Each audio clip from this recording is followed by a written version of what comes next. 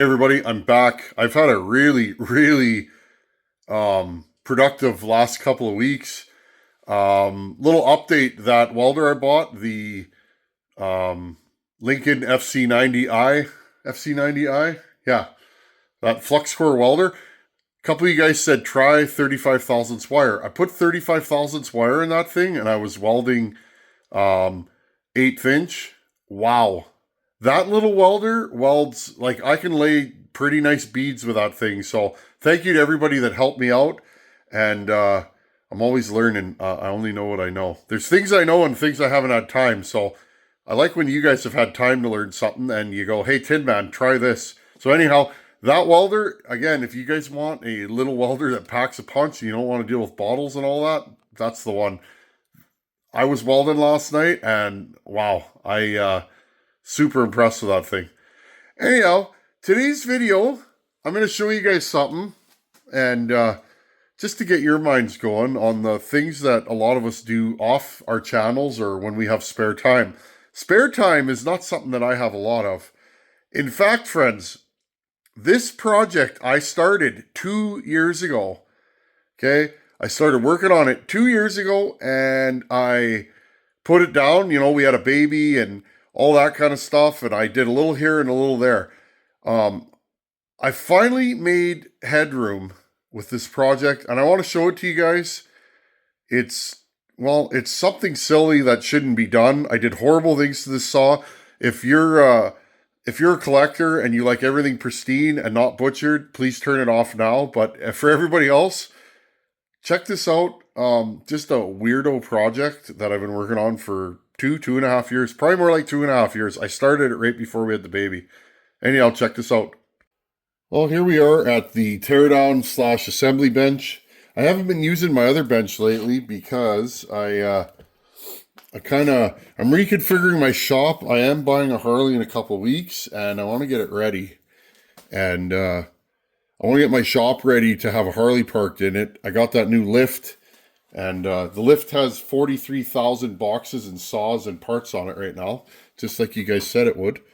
But anyways, I'm going to reconfigure my shop. The main thing is the crate that the lift came in is sitting on the floor, and I got to burn it. I've just been waiting for the right day. Anyhow, friends, 2.5 years. It's crazy.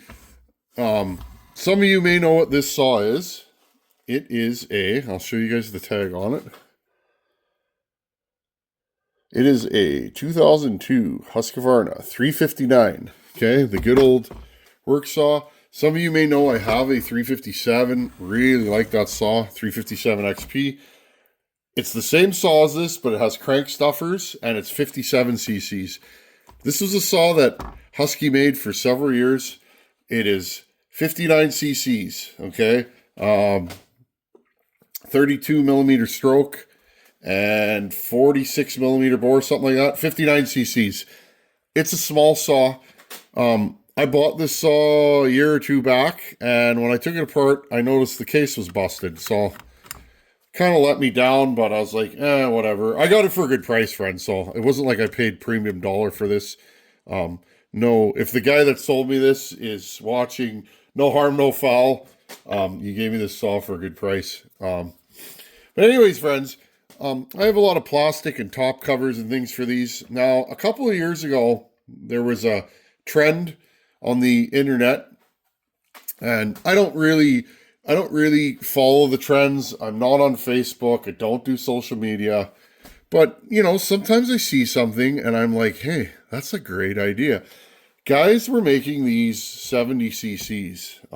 They were putting a big bore top end on it, and several people successfully did it. And so when I got this saw, I thought I want to do something like that, but I don't want to do the same flavor or of the same build. I want to do a different flavor. So I tore this thing down and I started measuring and seeing, like, what can I do? Now, friends, first off, this project, I'm just showing you guys, do not recreate this until this is running. Okay, and then I can tell you guys everything that I did. You're ruining a saw to do this, okay? You're not you're not taking a good saw, and you'll never be able to put it back, and you just, so if you only have one of these and you're on a tight budget, this is probably not the project for you. But anyhow, friends, I'll stop flopping. I decided I wanted to see how much bigger could I make one of these. We know they can do 70 cc. So I started going through my collection of highway top ends and other top ends, and I started looking, and what I ended up finding was a 54 millimeter top end. Okay, that the holes were close. So this is an ultra giant big bore project. You guys notice it has a side decomp, okay? This is a Husqvarna 288 XP top end on a 359, friends. Okay?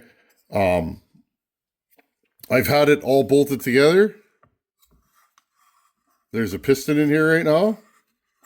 Okay, it spins together. Now it's funny, with no rings, this thing has enough compression with no ring on it that it's hard to turn over. And it's not hard to turn over because it's binding. It's hard to turn over because, well, we're moving a lot of air in a small bottom end. Okay, even with this thing not bolted down and not sealed. Okay, now it's easier to turn over. Okay, I can already feel the impulse line, and this thing's moving a lot of air. So anyhow, friends, I managed to fit a 54 millimeter top end on a 32 millimeter stroke. If you do the math, this thing's almost 80 cc's now, okay, on a 59 millimeter chassis. These things weigh like 10, 11 pounds. My plan is to build a saw, a 10 or 11 pound saw that's also 80 cc's. Now, if you guys look, it fits beautifully. Okay. I did have to machine the top of the cylinder down. I have 6 or 7 of these. Remember, we were doing our 288 builds. I have tons of top ends. One of you guys sent me a bunch of Farmer Tech cylinders, and I thought, what will I ever do with those? Well, I use them for mock-up. It took me this is the 3rd cylinder I mocked up. Okay. Now, again, friends, why would you do this? I don't know. Because sometimes you get bored and you're doing the same old. But if you look, it fits perfectly. Okay. I just wanted to show you guys this. It's not running yet. Who knows if it will ever run? It may blow up. Couple little things. Hardest thing with this, I think, is going to be carburation. I got to figure out. This had a funny linkage setup. And the linkage for this carburetor doesn't really work with anything else. So I'm gonna have to figure out a linkage or a cable. I may run a 372X torque carb on here, or the 288 carb. I've kind of bolted it all together. I think I can fit a 288 carb and air cleaner underneath the hood. Okay, everything else fits though. The spark plug fits. The boot will fit under here. I've literally mocked everything up. And you guys look, that is a giant piston underneath there. What I'm going to do, I'm going to push this wrist pin out so you guys can see. Now again, only roughed in.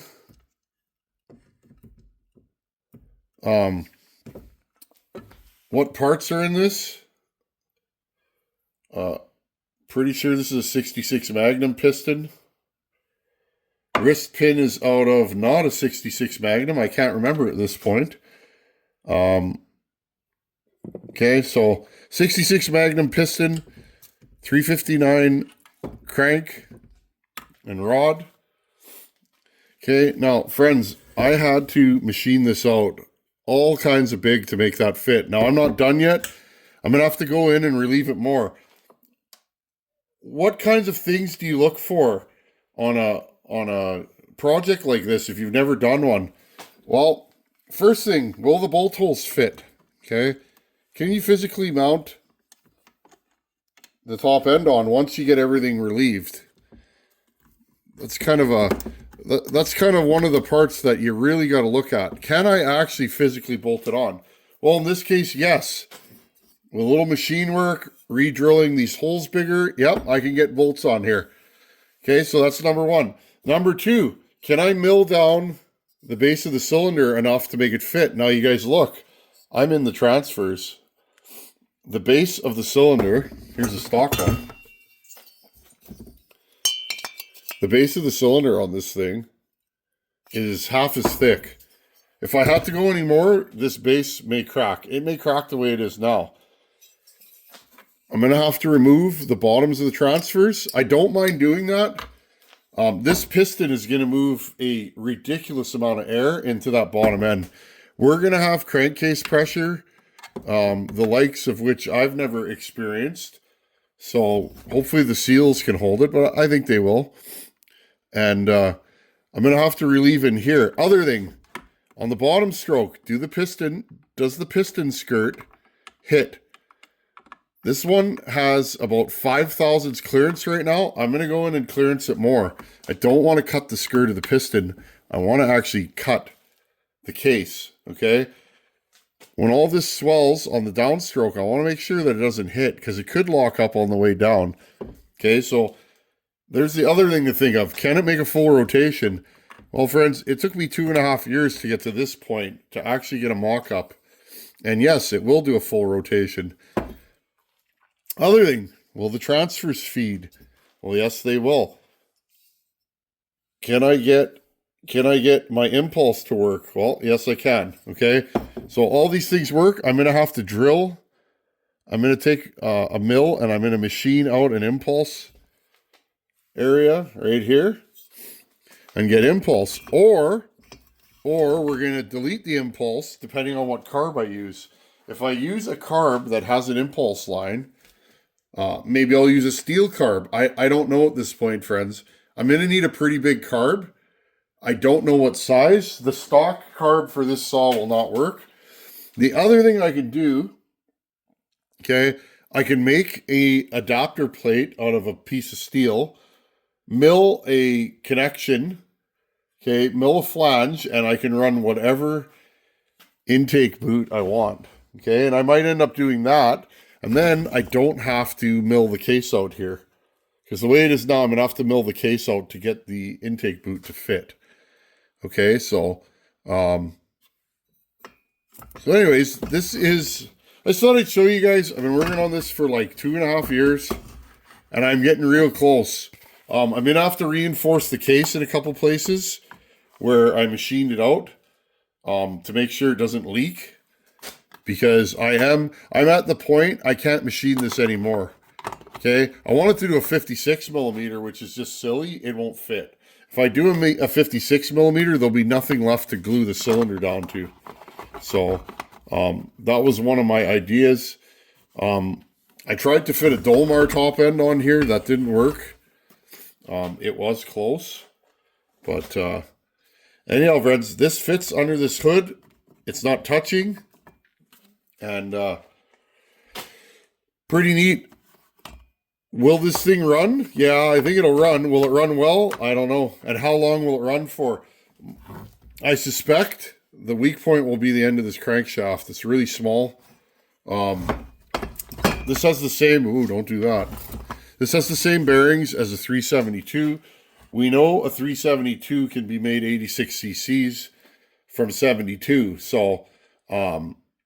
this is only going to be 80 cc's, but I suspect the crankshaft will be where it fails. If it fails anywhere, it's hard to say. Definitely going to run a decomp in this saw because it will be hard to pull over. Now, the last thing is, am I going to port this thing?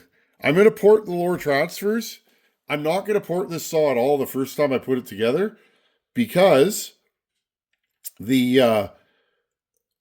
once I machine it down, my squish right now is about 30 thousandths. I'm going to leave it there for the only one reason is this thing's probably going to run really hot. I've cut several fins off the cylinder. The whole top has been machined. I don't want to have anything touch. Now, 30 thousandths is a lot of squish, but again, on a project like this, you're so far from the original specs on what you would actually have from the factory that you don't know what it's going to do.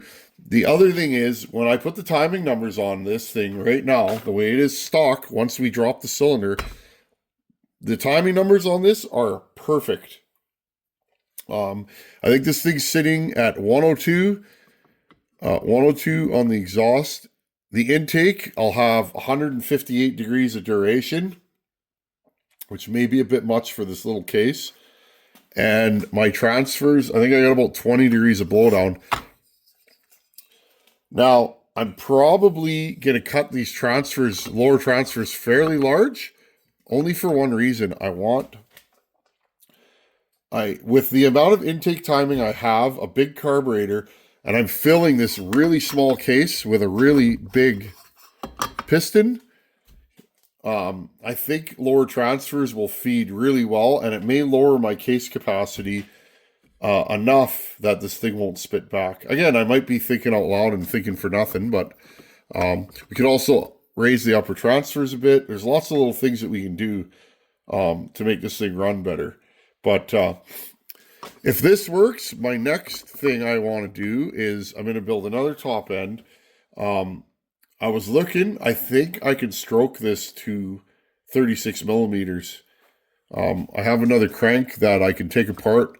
We could stroke it, and then I could have this thing up to like 86 cc's on this chassis. But again, who knows if it'll even last. Kind of fun though. So anyhow, friends, I just thought I'd show you guys this. Dare to try weird things. These cases are already broken. I have a lot of plastic and little odds and ends for these saws. So I figured, well, I'm going to butcher up this one and see if I can make it into a saw. We'll put a pipe on the front of it. The idea was, though, I wanted everything to fit under the top cover. That was kind of my build parameter for this saw, is I wanted everything to fit. And I mean, everything does fit. I'm probably going to have to trim some of the cases down a little bit more. I'll put this thing back in my lathe and probably going to machine this top down just a hair more. But I mean, other than that, friends, this wasn't that difficult to get to this point. And again, though, it's not running. It's not running at all, but the beauty is it will work. The timing numbers are good, and I can do a full rotation of the crank on.